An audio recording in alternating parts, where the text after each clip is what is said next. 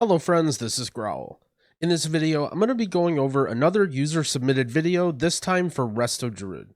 Watching high-level gameplay can be helpful sometimes, but it's also a very different game when you're pugging and working your way up. I know a lot of you guys are either starting to break into higher keys or not quite there yet, but want to be soon. This video should help you understand what sorts of things you should improve on as a healer in keys. Thanks to Coco for submitting this. Be nice to the guy, it's easy to see mistakes when watching back in the run. I'm going to cut to the live audio of the review now. Remember that you can submit videos in my Discord and the Clips channel for myself and others to see. I've gotten a huge response after the first video, so I'm definitely going to continue doing these. However, I won't be able to get to all the submissions, but I just wanted to say thanks for posting them there and thanks for watching.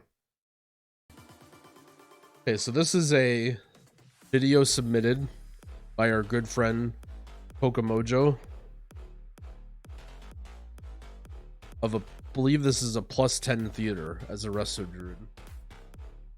The last one went kind of long, so I'm gonna try to ramble slightly less.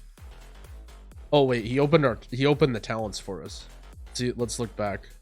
Okay, we're running Ascend Word, Wild Charge, Balance, Heart of the Wild, Soul. Looks good. Some people have been running Flourish. Some people run Feral Affinity. I don't see any problems here.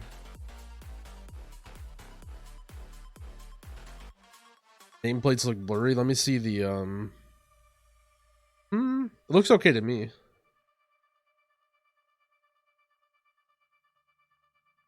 Alright. The healing has begun. We have our Blood Decay Runic Power weak aura. We also have a Life Bloom reminder. So one thing that's important with Druid rotationally is using the right hots. Like using your high value hots before you use your low value hots. And this little weak aura he has right here, I actually like this a lot. This is like a sort of hot reminder weak aura. Anytime you have a high value hot coming off of cooldown, it like glows right here, and he has it next to his party frames. They're maybe a little bit bigger than I'd like them to be, but you can see that he's constantly remembering to use his send word and stuff. One problem I see, and even I have that problem sometimes too, is that I start using Rejuve when I have something better to use. Looks like we're using double Life Bloom Lego because we have 2 Life Blooms up. So one thing I noticed in the Shaman one, I talked about focus target kicks. For a Druid, you don't have a kick, but what you do have is a soothe. And especially during Raging Week, it's a good idea to get used to using focus target soothe. I don't see one here. When you're fighting this pack, especially if you're fighting all this stuff together and it's hard to click on this guy, having a focus target soothe on him is really helpful so that you can immediately de-enrage the very first tick. If you didn't know, you can actually enrage this guy's whatever, or de-enrage whatever this guy's called. Stomping thingy.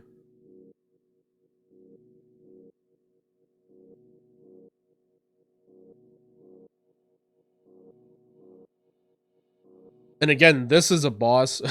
So one thing that's funny is how much the group is sitting around. I think this is okay for pugs, but as you start to move into higher keys, sitting around and like talking about stuff can cost you a lot of time. It might not seem like it costs a lot, or it might seem like it's safer, but sometimes you just gotta YOLO it.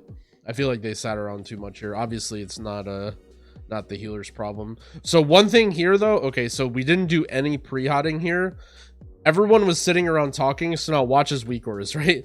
We get into combat and he had no pre-hots up for the fight. He had no Life Bloom, F-Flow, all these he could have had set up right before the fight. So now he has to decide whether or not he has to hot or moonfire everything.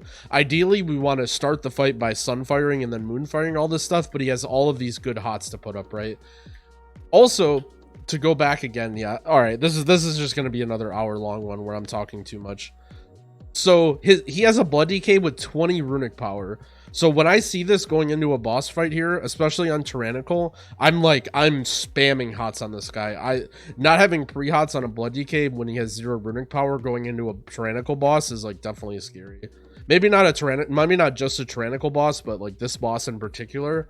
So I would be looking to throw Bark on this guy. We didn't use Bark on the first pull. Anytime you have a Blood Decay that's just going in raw with no runic power, it's a good time to use Bark.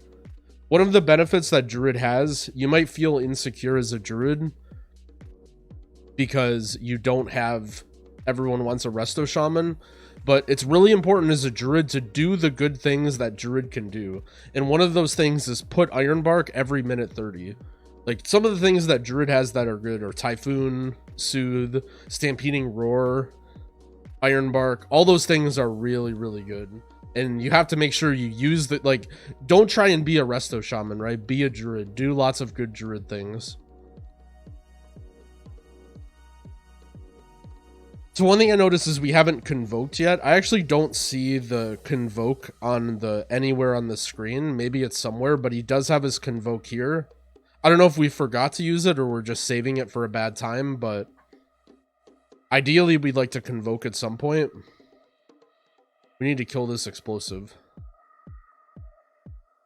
All right, little bit of panic settled in there. We were rejuvening and worrying about other stuff, and a lot of our hots are falling off.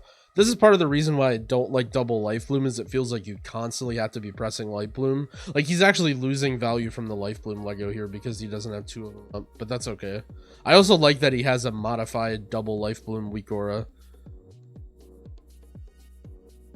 Keep in mind that Efflo is giving you a stack of mastery, so even it might not seem worth it to just Efflo on one guy, just the tank, but it always is 100%. Seems like we're doing okay though. I was harping on a lot, but we're totally fine healing. One thing I would definitely like to see a convoke at some point though.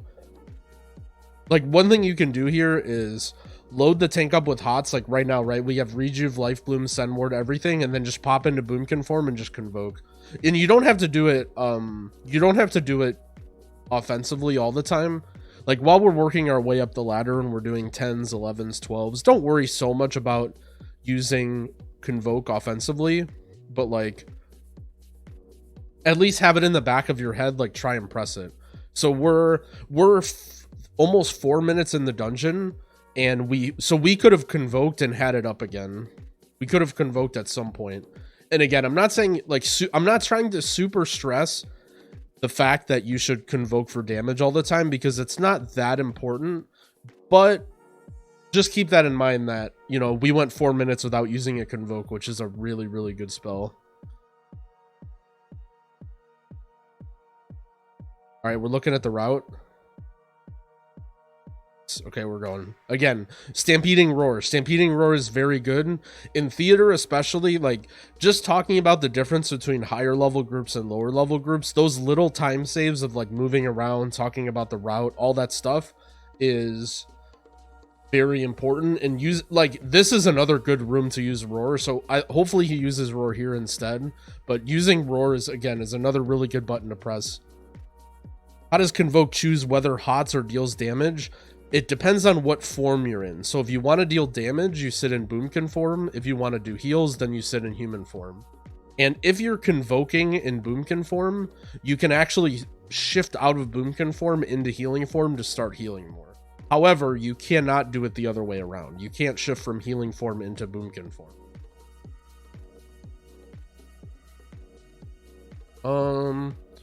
Okay, let's talk about this pull just for a second. So on the topic of pre-hotting, this is a pull where I'm very interested in pre-hotting. Granted, it's a 10 tyrannical, so it's not going to do a ton of damage, but as you get into higher fortified keys, especially when you're doing keys this week, this pull is going to hurt really bad, and you're not going to have time to react. So this is a situation where people will die to this pull and then say, Growl, how do I heal burst damage as a Resto Druid? I can't heal burst damage. Should I reroll the Shaman? But it's like, we could have Efflo down, we could have Send Ward, we could have both of our Life Blooms, we could have a Wild Growth out. Like, I would want to have a ton of hots going on right here, because we couldn't hit the mobs anyway, right? Because we were waiting for the tank to pull. So we needed to have a lot of hots up here. That way, once the damage starts coming in, we can just use our regrowths and use our Swiftmens to push people's bars up.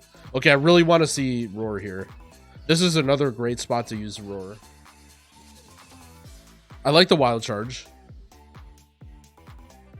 Worry about ripping aggro from the tank? You can use Vortex. Especially on Sanguine, where you can't use Vortex towards the end of the pull. If you're worried about ripping aggro, you can use your Vortex. Again, this is another pull where I'm very interested in pre-hotting. Although killing explosives is important. It looks like we're on explosive duty. I'd like to see that. As a healer, it might seem a little bit overwhelming. Okay, so we're getting in the point where we didn't pre-hot enough, and now our important hots are falling out, right? We don't have either of our life blooms or our send ward, and all these guys are raging. We're also not pressing our wild growth. I would be tempted to press a button here. Like, granted, this pull died really quick, but I would be really tempted to press a button, either Trank or Convoke. We are now 6 minutes in the dungeon almost, and we haven't pressed Convoke. So just keep that in mind that we're losing some value there. I'd also see like I'd also like to see a little bit more wild growth pressing there. At least we pressed it on this guy. Keep in mind that wild growth, even if you don't want the healing from it, it puts us hot on everyone for like what, 10 seconds. So even just pre-hotting with wild growth to give everyone a little bit of boost to your healing with your mastery, even if you don't have that much mastery, it's still something, right? It'll still heal a little bit and it'll still give you a 10% healing bonus. Okay, so at this point, I'm looking to save cooldowns. The very next pull is pretty tough, so now I'm being careful with what I use. But I think if we convoked that, the spirit pull, then we would have been fine. I think Druid is pretty laid back. I think for me it is, because I'm really comfortable with it. But not everyone is. I think Druid has a lot of keybinds. It can be a bit stressful for someone who's just learning. But once you get the hang of all your buttons, I think it's pretty laid back. Yo, what's going on, Salty? How's it going, friend? Is Feral Af competitive with Boomy? I think both of them are competitive. For me, it's more about the week. Like, there's lots of weeks like Sanguine where you want Typhoon, or Spiteful where you don't want to be in melee. Where you... So I generally prefer the Feral playstyle better. It feels more fluid, but sometimes you just want to be Boomy. Okay, so all right there, but again, I think I would, I think in general, a theme I'm seeing is we need to pre-hot a little bit more, especially during Pride when we have infinite mana. You should just be spamming rejuves on everyone, because this pull is really, really scary. We have to press a button here. If you're not pressing Trank or Convoke on this pull, then you never press it. This is like, I'm 100% planning to use Trank or Convoke on this pull. Now we're 8 minutes in, and we haven't pressed Convoke once, so we definitely need to get in the habit of pressing Convoke more, for either for healing or damage. I don't mind either, right? But keep in mind that if your mindset is, I want to mostly use it for healing, and I'm not really caring that much about damage, then just press it. You know, just, okay, this is kind of a tough pull. I'm just gonna let it rip. I'm just gonna send it. That way we get a bunch of hots up and things are safer on any one of these pulls, right? The boss. The first boss, that last trash pack we fought, we could have sent it for both of those. And I get that when you don't have as much experience, it can be harder to know what you should send it on or what you shouldn't. But that's part of the value of recording yourself, right? Like, it might not have seemed like such a tragedy that you didn't convoke anything yet, but now when we're watching back and we're almost 9 minutes into the dungeon and we missed out on 4 whole convokes, now we're like, oh wow, like, okay, you can now, the next time you run this dungeon, you can think, okay, I can convoke at the beginning for DPS, and then I can convoke that big spirit guy, and I can, like, then I still have convoke for the boss if I need it. How much does it do in damage? I think a little bit more than 50k. It depends on the pull. It depends on this is another pull, right? Again, this is a scary pull. I'm looking to use a cooldown here. I think in general, I think we're being a little bit too timid with cooldowns, and we can get away with it because, yeah, see, okay, he's, all right, never mind, he didn't die. For a second, I thought the shaman died, but he didn't die. Also, like, okay, and I'm not faulting the druid, because let's do some inventory right here though. No karma, dampen, or fort brew there. No astral shift. He didn't tremor. You can actually tremor on this pull. So keep that in mind, that no AMZ, right? Like, his team definitely could have helped him out there. Guys, I'm joking. I'm joking. I know he died.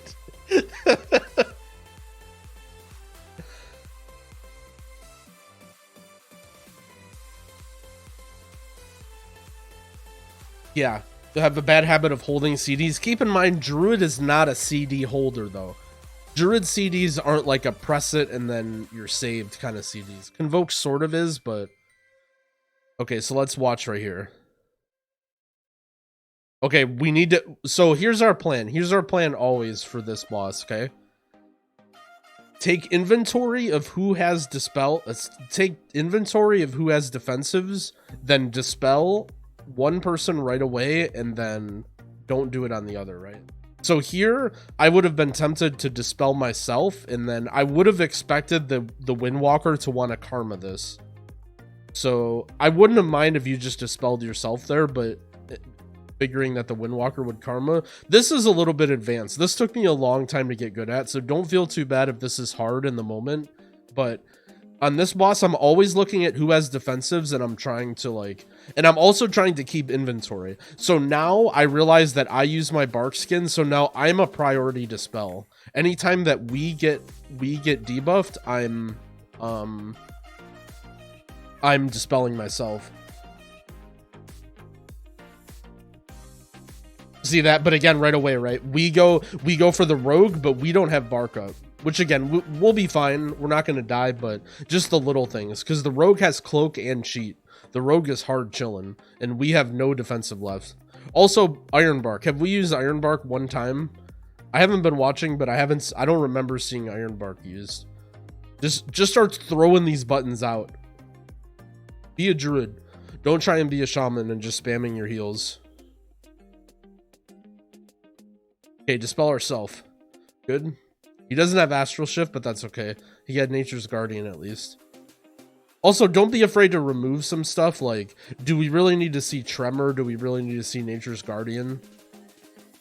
You can't, like, I'm not saying there's anything wrong with tracking this stuff, but did we use Bark? Nice. That was a great Bark that we used on the Shaman there. Considering that the Shaman didn't have a CD, that was a great Bark. So maybe we have been using Bark. That was very good. Very good awareness. Okay, so this boss, as it gets later into the fight, you get this overlap right here where it marks two people with the hands thing, and then it marks two people with the debuff. This is a cooldown too. This is a, if you have a Convoke, use this. If you have a Trank, use this. See how we don't use our cooldown here, and watch what's happening to our mana. Our mana is falling, right? We're falling behind because we're not using a cooldown. And again, this isn't hurting us that bad, but we're trying to power through damage without our cooldowns. We're saving our best healing tools for who knows what, and our mana is suffering because of it. Granted, our team kind of trolled us here because we didn't use Lust and we didn't use Pride. So like, you can definitely just blame your team if it helps you sleep at night that your route was beans and you don't have anything for this boss, which is like arguably the hardest boss. But just keep that in mind that we need to be using cooldowns here. Think of it this way. Every tyrannical boss that you fight is going to be like 2 to 3 minutes. So every single tyrannical boss, plan on using Trank and Convoke. If you're halfway through the boss and you haven't used Trank or Convoke yet, just use it. Just use it, because every tyrannical boss is going to take this long. I don't see a combat timer anywhere. Okay, down here, 2 minutes and 5 seconds. So we could have used Convoke and Trank and they'll still be up. Trank, please, please. Like, what kind of emergency do you want? What kind of emergency do you want? You're saving Convoke for an emergency. You're fighting a tyrannical boss. Your whole team is at 10% health. An explosive goes off and you have 9% mana. And you're just like, I'm not going to Convoke. I'm going to save it. Things might get worse. Man, I'm sorry if you live your life with this much pessimism, expecting things to get worse, that you might need it later. But if you don't need it here, I don't know when you need it. And I understand, and keep in mind, when I looked at the last guy, the Shaman too, right, he did the exact same thing. He wasn't using his CDs. Okay, right here again, roar and sprint. It seems like you're remembering to use your sprint or dash or whatever, but not roar. Here I'm actually very thirsty and I'm looking to drink, so my plan is to like sprint ahead of my team and then roar so they don't get it, and then get even further ahead and then drink. That's like, I'm no cap. No cap, I'm actually considering that right here. Because I'm in a pug, right? I don't expect them to wait for me. I like how we move forward and then we move forward and then we drink. But keep in mind that the drink gives you more mana like the longer that you drink. So doing a bunch of short drinks is worse than doing one big one. Like sort of what you did here. I would have been tempted to wait a little bit longer just to get a few more seconds out of my drink there. Because especially we have we got Pride coming soon, right? But don't worry, we have Convoke and Trank. How do I send you recordings of dungeons? So I can't promise I'll get to everybody because so many people have been awesome enough to send them in. Check out my Discord. I have a channel called Clips. You can post them in there, and that's where I'm pulling them from. Also, there's a lot of other people in the community that have been looking over the videos and helping people out too. So even if I don't go over them, first of all, you guys should go over them yourselves if you record them. And also, you know, if you see anyone else's, maybe it might help you learn, you know, even if you don't comment on it, just watching what other, you know what I mean? As a healer, you don't get to play with other healers, right? You don't get to know what other healers' life is like in +10s and +12s if you're, you know, if you're in that area. So keep that in mind. Now you get to see Eflo. Nice. I feel like, so talking about hot priority, talking about keeping our life blooms up in our Sen ward, we're doing a pretty good job. We're doing a pretty good job juggling our hots. Like, I feel like the last shaman we looked at was struggling a little bit with using his higher priority stuff, but this little weak aura suite that we have here especially is helping us. Okay, please Convoke or Trank. Please. Give him your energy, dude. Travel back in time. Oh, there it is! We did it, dude. 13 minutes and 30 seconds, the first Convoke of the dungeon. And again, I'm not trying to make fun of you. I'm just trying to point it out. I'm just trying to point it out to help you remember for next time. I'm not trying to make fun of you. Just understand that, you know, it may have seemed like, oh, I needed to save my Convoke for an emergency, but you could have Convoked 5 times and then still had it for that emergency.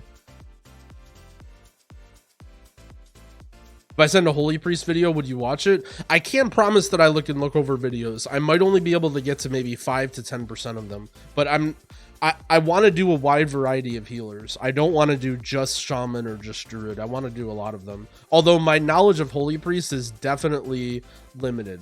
So I would be timid to do a Holy Priest video, not because like lol Holy Priest, but just because I'm not that experienced with it.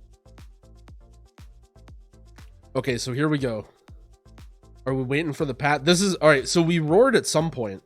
But again, remember that Druid utility. Get good at your soothes, constantly be using your roar, constantly be using your Iron Bark. I haven't been watching Iron Bark enough here, but I think that might have been a sticking point that I haven't been talking about enough, is remembering to use Iron Bark, especially in a dungeon like Theater of Pain when there's so much walking around in your tanks. Look at your tank's runic power right here. See how it's just degenerating down? He's gonna go into this pull and he's not gonna be able to death strike. So like, I would just Iron Bark him. If you play with a DK tank regularly, especially in these pugs where the pace might not be as fast, just get in the habit of just like, as you're running into the pull, put Life Bloom on him, put Cenarian Ward on him, and then if you check his runic power with this weak aura as you're doing that, and then if he doesn't have it, use Bark. And he's literally gonna be like, you're the best Resto Druid I've ever played with. Is it a bad idea to macro in Nature Swiftness? So you need to macro in. You can do a Nature Swiftness macro, but it should not be macroed into your default regrowth. You need to have a way to regrowth without Nature Swiftness, and that should be your default regrowth button. You can absolutely have a Nature Swiftness plus regrowth macro, but that should not be, you shouldn't just automatically use Nature Swiftness every minute because it's like your best emergency heal. Okay, right here, Ursul's Vortex. And again, this is something that it only comes from experience because it happens so fast. But as soon as you engage this pack on the bridge, Ursul's Vortex, the first spell that you use, it'll stop all these guys from jumping around. See, you almost had the opposite. See how they're all jumping around and it's like impossible? This is going to be a scary pull. I already know it. Very good use of Barkskin, though. That was very good awareness to use Barkskin there. Don't be afraid to throw Ironbark on your team too. And a pull like this where there's lots of group damage. Oh, we're jamming out way too hard. What is going on here? We're going into like the industrial heavy techno stuff. Okay, this is better. Don't be afraid to just throw Ironbark on your teammates. So again, right, we're struggling a little bit with AoE healing, but part of it is because we don't have F-Flow, we don't have Life Bloom, right? We're starting to fall behind. Again, remember, your cooldown buttons are good buttons when you fall behind. When your team is hurting really bad and you have Trank and you see this should be like a red flag that you need to use a cooldown. When you see, oh no, my team is hurting and all my buttons are starting to flow and I'm starting to fall behind on my pots, bam, Trank, bam, Convoke. This should be your trigger right here. Team is hurting and then all of your important buttons are glowing and you're falling behind, bam, use a button. Right here, use a button. And use a button. And okay, I mean, I'm gonna stop harping on it now, but you see where things are going right here. Nature Swiftness, Wild Growth. Oh no, the frontal. Yeah, this is a really scary pull. I don't mind. I don't blame you here for what happened. This is a stressful pull. This is one of those things where watching it back, it's gonna feel really bad. I would be very tempted to just die here. This is a hard decision to make in the moment, but I think when you have a pull like this, I think you should just die because this is going to take a very long time. And when your team gets back, the pride is going to be at 20 stacks. Yeah, it was a super scuff pull. That's what I'm saying. Also, here, your Windwalker is waiting for a res. He sees that you guys are trying to fight this out and he's waiting for a res. You have 2 B reses, almost 3 at this point. You should give him a res here. He's trying to help you. He's saying, yo, hurry up and res me so I can get into the fight, and you're not resing him. I know it can be a little bit like when you're newer, you start to get scared of using things like Bloodlust and Battle Res because they have an impact. The poor rogue, dude. They have an impact on your team, but don't be afraid to just throw those out. A lot of times I'm looking at how far are we into the dungeon. When we're 20 minutes into the dungeon and we haven't used a B-Res, don't even feel bad at all just about throwing them out. Sometimes in high-level groups, we'll literally battle res when it's not even a danger just to save 7 seconds. Just to save the 7 seconds on the res cast time, we'll do a B-Res if it's this late into the dungeon. When you know you have 3. Okay, we need to trank here. You see what I'm saying about dying to this pride, though? You see how scary this is going to be? Wild growth trank. Wild growth trank. Wild growth. Please. Please. Our team's dying. All right. So when everyone's taking this much damage, wild growth is going to be so much higher value than trying to spam regrowth or like individual heal people. And also, obviously, right, you can get your trank out right after you do the wild growth. By some miracle, we survived through this pull. And again, don't feel too bad about that, but this is a moment where when you're playing this, you'll have your brain is just going to go mush, right? I mean, we were watching your brain go mush in real time. So this is one of the big reasons why I say to record yourself, because you can watch back now and see all the little mistakes that you were making, right? Not battle resing fast enough, not using your trank, not using your wild growth for AoE healing, all that stuff, right? And then now we can go back, and when you're in that moment, when you're feeling, oh no, like everyone's taking a bunch of damage, like now you remember these things. But in hindsight, right, when you leave this dungeon, all you're gonna remember is like, oh, like my tank pulled dumb, right? This is a situation where this happens to you guys, and then you guys come in my Twitch chat and you're just like, Growl, my tank doesn't know anything. I hate these pug tanks. They just do these terrible routes and they just spawn pride, right? But none of that matters. The only thing that matters is learning from it and trying to figure out what we can do better. So just keep that in mind. That's why I say record yourself and learn back, because you can leave this dungeon saying that, oh, my tank is an idiot, he had a bad route. Or you could leave the dungeon with, I have to remember to battle res in Crisis, and I have to remember to trank when I fall behind in HOTS, right? And one of those paths is going to lead you to doing high keys and being an owner, and the other path is going to lead you to always being frustrated in pugs. Anyway, we're back. So, all right, so this coming up, let's say you're mostly a defensive player, and you don't use Convokes that much for damage. This is a great spot to use Convoke for damage, right? This boss doesn't do that much damage. We have Heart of the Wild, and also we have the Pride buff. So this is a great spot, even if we rarely convoke the damage, to just pop into Boomkin form and just convoke this guy. Because we can speed up the time of the dungeon. We can do some free damage. Like, chances are we're not going to need Convoke for this boss. Okay, so this boss, one thing that you can do is, whenever he's about to grab you, walk. All right, well, our blood DK might be in trouble. But anyway, right before the grip, we can walk to the boss, and we don't get gripped. If you're within that circle, like, watch when the boss yoinks you, but watch your teammates. See the Windwalker? See how the Windwalker didn't get yoinked? Watch the Windwalker. He didn't get yoinked, right? Because he was by the boss. You can just stand by the boss, and then you won't get yoinked, and that way it won't mess with your casts. So just keep that in mind. If you watch me do this boss, I always like slowly inch towards it. That way, when he does that yoink, I won't get hit.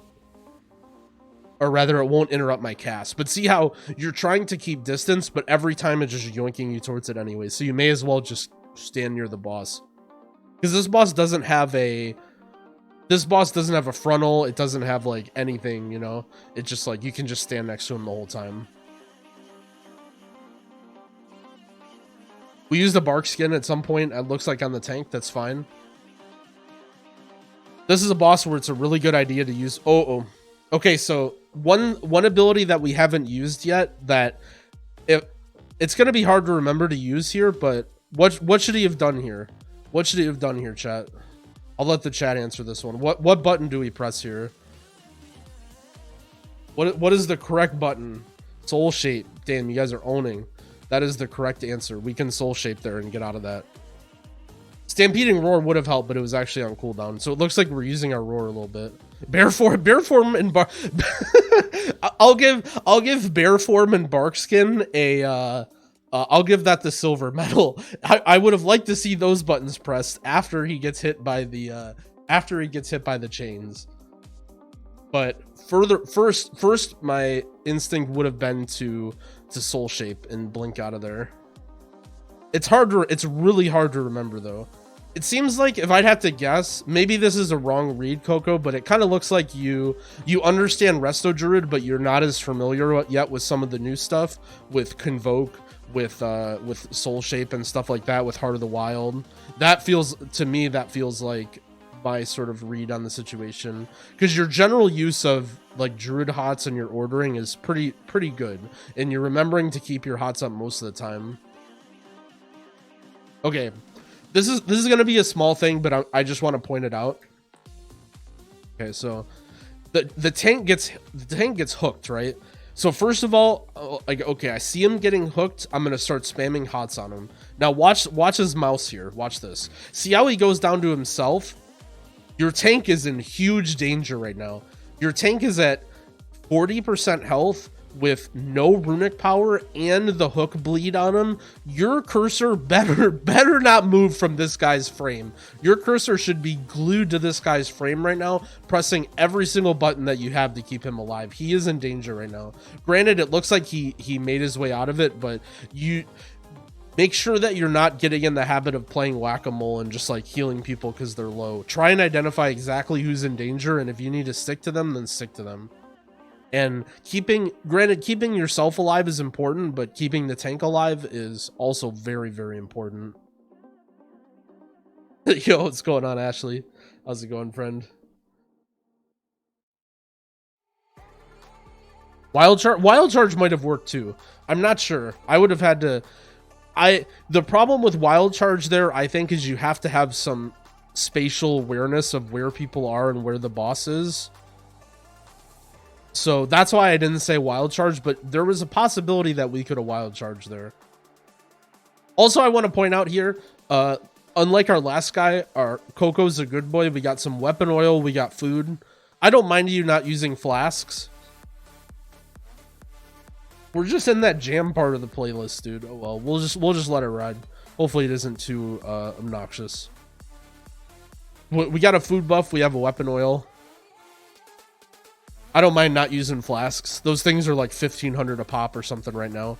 But it's always good to have a few spare flasks in case there's a big IO key. Or let's say you play with, you know, you're in a good group and you want to impress them. Need every bit of help you can get.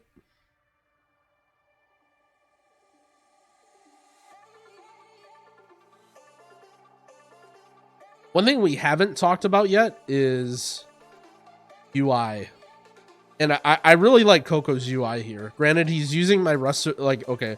So he's using my Resto Druid weak aura, but it looks like he's shrunk it. Either that or he has like a 50-inch monitor because his weak aura is really small in the middle of the screen. He's got his health bar, enemy health bar, visible but not super close to the middle. He has lots of room in the middle. He has like his big priority reminders here. His UI is like, I think it's, I would rate it as like pretty strong. This is one thing that I don't like is these buff timer things, but that's very minor. You know, I don't really care about my buffs. If there's a buff I care about, I track it on my frames. But in general, I really like the way his UI is set up. And he's tracking a lot of important buffs, a lot of important debuffs, while still having a lot of room to see his screen. Yeah, let's talk about prideful rotation, just to look real quick, just to see what he does. Okay, so what do we do here? We want to Moonfire, Sunfire, and then put up Efflow. Okay, we got our Life Blooms out, we Efflow. Don't forget to do damage at the start of this Pride. This guy does nothing. In the first 10 seconds of the Pride, he does nothing. It's tempting as a Druid to set all your hots up, but don't forget to Moonfire, Sunfire this guy. Not because you're trying to show off and do big damage, but just because you want him to die. Because your teammates are sandbagging, right? They're holding their cooldowns because they want to use it with the Pride buff. So help them out a little bit. For the most part, I like what we're seeing, though. You know, Life Bloom on yourself, Life Bloom on the tank. Get our Rejuves out, throw some Wild Growths out, keep our Efflow up. Just basically use all your hots on everybody. That's how to heal Pride as Druid. And then use a big cooldown at the end if you need. It won't feel too bad. Like, honestly, 10s or 11s might even feel easier than 8s or 9s. Because as long as you don't wipe, you're fine. And the Pride helps you not wipe to some tyrannical bosses. Soothe, soothe, soothe. Nice. Okay, we... A little late, but we remembered. Okay, going into this pack, I'm focus targeting the Arbalist. Because I'm looking to focus soothe one of the Arbalists. Those are the scary mobs here. And this is also a cooldown pack. I'm planning on going into this pack using a cooldown. I would have liked to see a little bit more pre-hots there. See how much damage... Okay, cooldown. Trank. Invoke. Typhoon. Nice. Okay, we did that button. Wow, really nice awareness from the monk. Let's give a big thanks to the monk there for noticing that guy and ring and piecing him back in. You don't see DPS gamers using utility globals to protect their healer very often.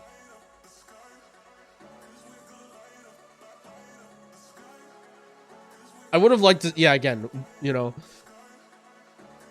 be ready to use cooldowns. And that takes a little bit of dungeon experience. Like, I told you that pull was going to need a cooldown before you even pulled it. Just because I've done this, you know, I've done this dungeon probably more times than you've done all the dungeons combined. Just because I'm a big sweaty nerd.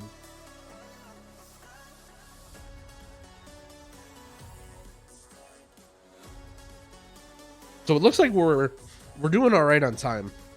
We're doing all right on time. We're making our way through.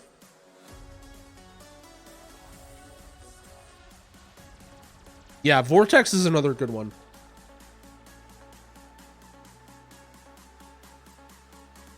Vortex is good to use on packs. Soothe. Make sure we soothe these guys quick. It might not feel like a big deal on 10 plus 10 tyrannical, but those guys can hurt. Actually, can you even get raging fortified? Maybe you can't do raging fortified, but either way, once you do higher keys, even if tyrannical, stuff will hit pretty hard. Okay, let's watch our rotation. Pots up again. I'd like to see Moonfire or Sunfire, but I don't blame him. I don't blame him.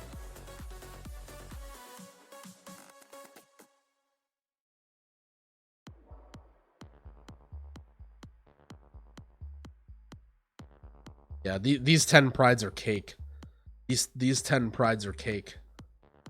Just get that juicy buff. Again, here's another boss where I'm going into this boss and I'm looking to Convoke and Heart of the Wild this because it's single target. It's going to take a long time because it's tyrannical and because it's not a hard healing boss.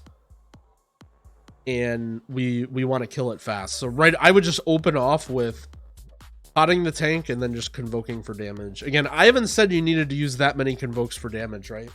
Maybe only 2 or 3. Even just 3 convokes for damage I would have thought was just fine here. I'm just trying to point out some of the situation. Not saying it's a big mistake. Okay. So here's a little quirk from this boss, in case you didn't know. So this banner slows everybody, and you might think, oh, I'm a druid, I can just shapeshift slow and get out, right? For some reason, if you shapeshift while the banner's up, it immediately max slows you. Why? I don't know. But either way, so when you're trying to get out of this, be in the habit of wild charging to your teammates, right? I would have looked to wild charge to my monk here. Another thing I like to do that we did, although I'm not really sure we did it on purpose, is stand on the opposite side of the banner. So see how we baited this frontal over here? We gave our team more time to kill the banner. Whether or not we did it on purpose, I don't know, but it's a good thing to do that I try and do. But again, it looks like we barely snuck out of that. I think our monk touch of death. Oh, hold on. What happened here?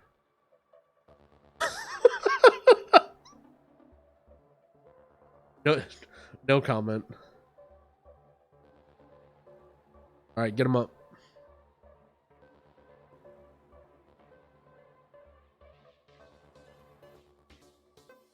All right, so in this situation, I'm very much looking to help with the banner. We do a really good job there. I really like that instant switch Sunfire, Moonfire. Really good here. Really good that we recognize that we need to help kill this banner because our DPS are down. That was very good. Okay, so this is an overlap. I'm not even gonna let it happen. I'm gonna point this out. So this second jump, remember how I talked about that weird overlap on the Lich boss with the debuffs? There's an overlap right here. The second jump where he does a brutal combo onto the tank into the jump. So if you're a tank, remember to have a defensive for this, and if you're a healer, remember to have bark skin for this, or just to pump the tank with heals. This is the overlap right here. Brutal combo and then jump. And again, it doesn't hurt that bad on a 10, but as you get into higher keys, this is going to hurt a lot. All right, we're slamming this boss. There's not much to say. Let's skip ahead of this boss. This boss is going to go on forever. There's not much to say. It seems we've said all there is to say about this boss. No lust, no pride. Lust at 50. That's the our healer says lust at 50. That's the healer lust. That's the I don't want to have to deal with the last phase. Please just kill the boss in the last phase.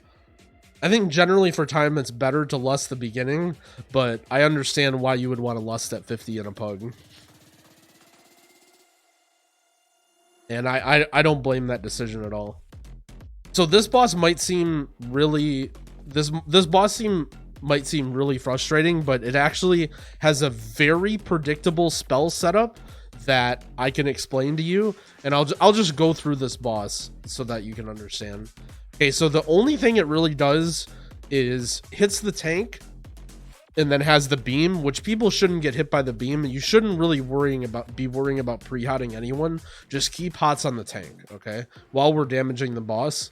Again, we could have threw out a convoke here. In a pug, I'd probably save the convoke, right? We want to convoke for one of the dangers.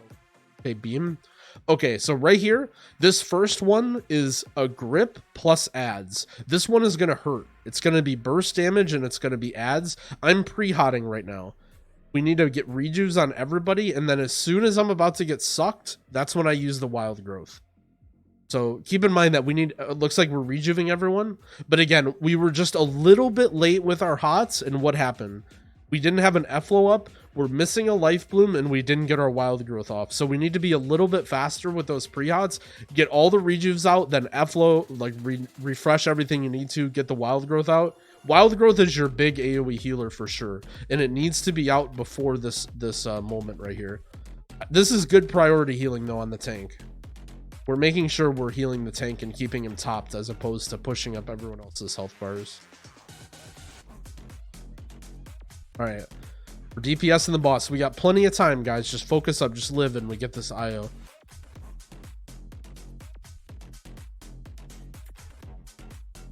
Okay, this is a suck with no ads, so don't be scared here. This is a suck with no ads. Watch this. The second one won't do anything. You see this? It does nothing. So the first suck, worry about. The second suck, don't worry about. Okay, this Echoes of Carnage does damage, and it'll immediately do a bunch of stuff. So when the boss is around 50% health, I'm looking to pre-hot right now. So I'm looking to pre-hot to top everyone out right here. Because this is going to come out, okay? So now you want to drag the boss to the corner, and he's going to do Reaping Scythe, Beam, Animals, and then Suck. This is where everyone dies right here, okay? So watch the beam. The first thing that happens is the beam. So before you even look at where the animals are, you want to look at the beam.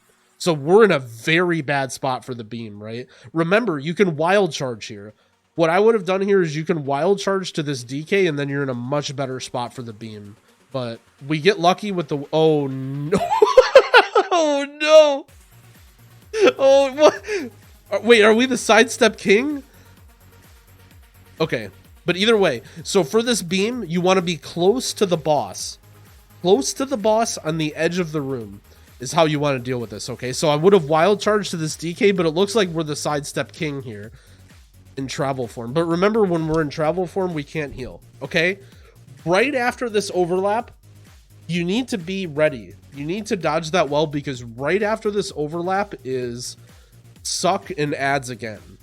And you need to cool down this every time. If you have Convoke, or if you have Revival, or if you have Ascendance, anything that you have, this is where you press it right here. Watch this. This is where everyone gets hit.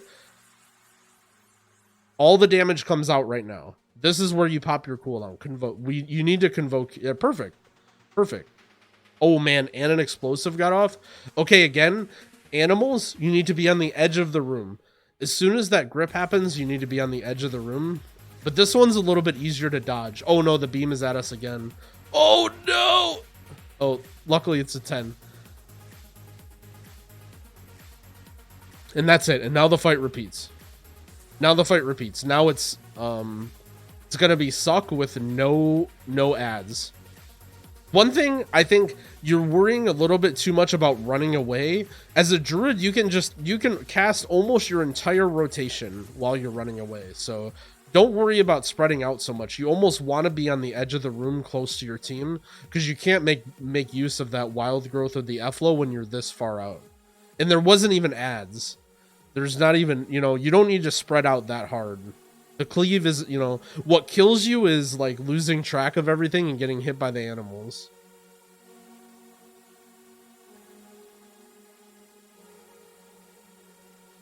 We did it. Let's see our anime. Nice, 35. We did it. Hopefully the explanation of that fight helped a little bit, because it's the same way every single time, the way the fight is ordered. Nice.